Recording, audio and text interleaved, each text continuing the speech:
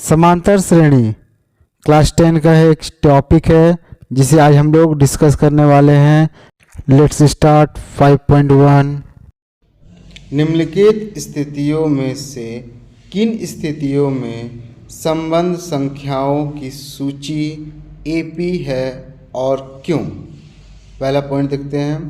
प्रत्येक किलोमीटर के बाद टैक्सी का किराया, जबकि प्रथम किलोमीटर के लिए किराया 15 रुपये है और प्रत्येक अतिरिक्त किलोमीटर के लिए किराया 8 रुपये है।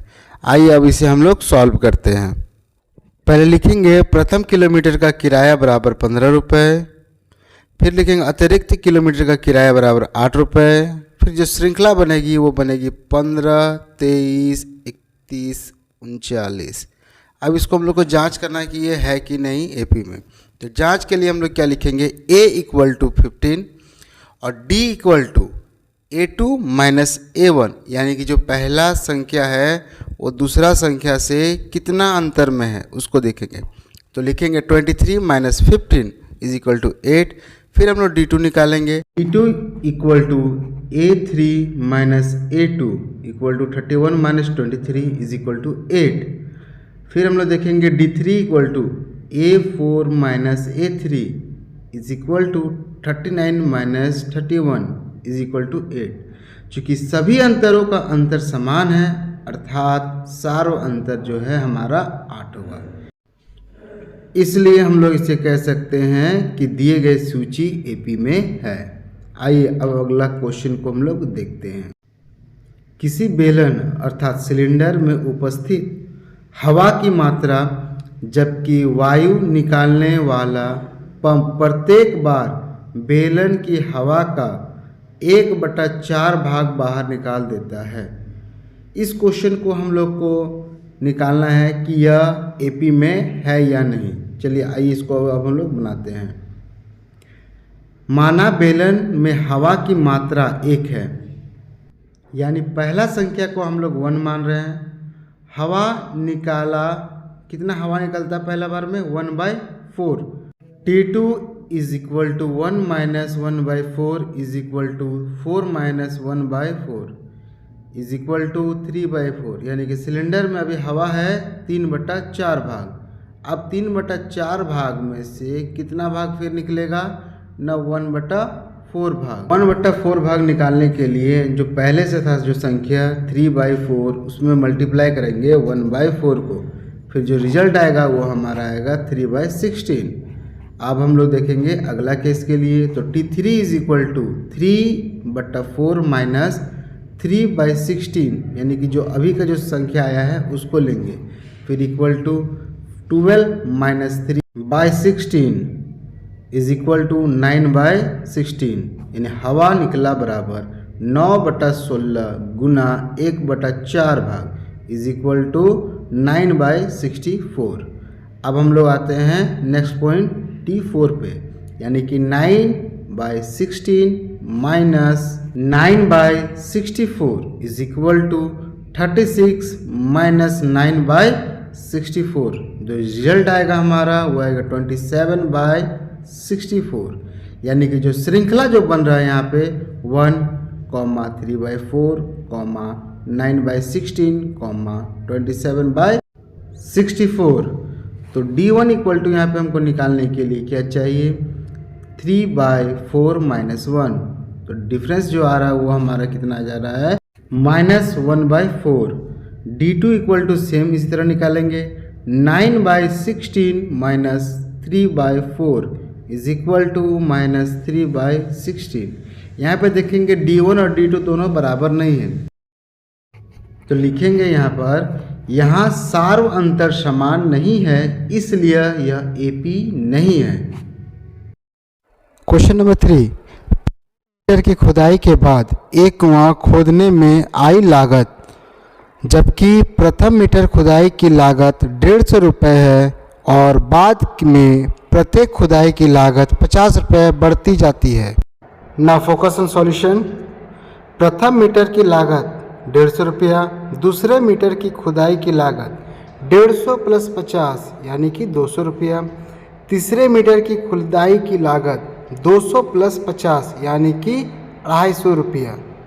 तो जो हमारा श्रृंखला बनेगा कुछ इस प्रकार बनेंगे 150, 200, 250, 300 डॉट डॉट डॉट डॉट इस तरह करते बढ़ते ही जाएंगे।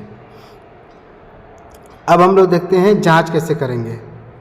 जांच करने के लिए ए पहला टर्म क्या था a equal to 150, d equal to A2 minus A1 यानी 200 माइनस 150 इक्वल टू 50 आ जाएगा हमारा। इसके बाद D2 इक्वल टू हमको करना है D2 equal to A3 minus A2 यानी 250 माइनस 200 इज इक्वल टू 50। फिर D3 निकालना है यानी A4 minus A3 is equal to 300 minus 250 is equal to 50 यानी कि सार्व अंतर जो हमारा आ रहा है वह 50 आ रहा है। ये जो क्वेश्चन नंबर 4 रहा ये आप लोग खुद से इसके सॉल्व करें और इसका आंसर निकालें। आइए अब हम लोग चलते हैं अगले प्रश्न की ओर। दी हुई AP के प्रथम 4 पद लिखिए, जबकि प्रथम पद A और सार्व अंतर D निम्नलिखित है, यानी कि A इक्वल टू 10 और D इक्वल टू 10 दिया है, तो आंसर क्या होगा। आइए इसका आप सॉल्यूशन करते हैं। A इज इक्वल टू 10, पहला संख्या 10 हुआ, उस पर क्या करेंगे दूसरा संख्या बनाने के लिए D को जोड़ देंगे।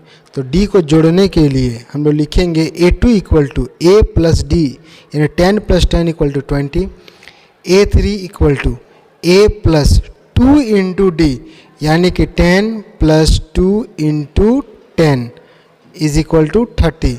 फिर A4 इक्वल टू निकालने के लिए इसी तरह बनाएंगे A plus 3D is equal to 10 plus 3 into 10 is equal to 40। तो हम लोग का जो श्रृंखला बनेगा 10, 20, 30, 40 डॉट डॉट डॉट यानी कि प्रथम 4 पद हो जाएंगे 10, 20, 30 और 40। इसके आगे का जो प्रश्न है इसको खुद से सॉल्व करेंगे, यही आप लोगों का रहेगा टास्क। इसे सॉल्व करें, समझ में नहीं आने पर कमेंट करें, इसका सॉल्यूशन आप लोगों को दिया जाएगा। इसी के प्रकार क्वेश्चन नंबर 3 भी है, क्वेश्चन नंबर 3 को खुद से सॉल्व करें। आइए अब हम लोग चलते हैं क्वेश्चन नंबर 4 की ओर। क्वेश्चन नंबर 4 में देखते हैं क्या लिखा हुआ है। निम्नलिखित कौन कौन AP है, यदि कोई AP है तो इसका सार्व अंतर ज्ञात कीजिए और इनके 3 पद और लिखिए, यानी कि इससे 3 पद और अधिक लिखना है। जैसे कि पहला क्वेश्चन दिया है 3, 1, -1, -3 डॉट डॉट डॉट यानी कि पहला यहाँ पे जो संख्या आएगा वो आएगा हमारा 3। फिर D निकालेंगे, D का वैल्यू निकालने के लिए हम लोग लिखेंगे D1 equal to A2 minus A1 is equal to 1 minus 3 बराबर कितना हो जाएगा -2।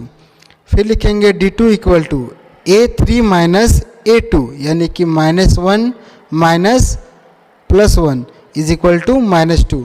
फिर इसके बाद हम लोग फिर से निकालेंगे D3 यानी कि A4 माइनस A3 यानी कि मेरा जो रिजल्ट बनेगा -3 माइनस -1 यानी कि -3 + 1 जो रिजल्ट विल बी -2।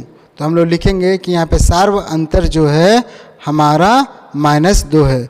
चूँकि सार्व अंतर समान है इसलिए यह AP है। इसके अगले 3 पद हैं A5, A6, A7। A5 निकालने के लिए क्या करना पड़ेगा A प्लस 4D। A6 निकालने के लिए क्या करना पड़ेगा A प्लस 5D। और A7 निकालने के लिए क्या करना पड़ेगा हमें A प्लस 6D। यानी कि इसको जब सॉल्यूशन करेंगे तो जो रिजल्ट विल भी जो आएगा हमारा वो आएगा -5, -7, -9।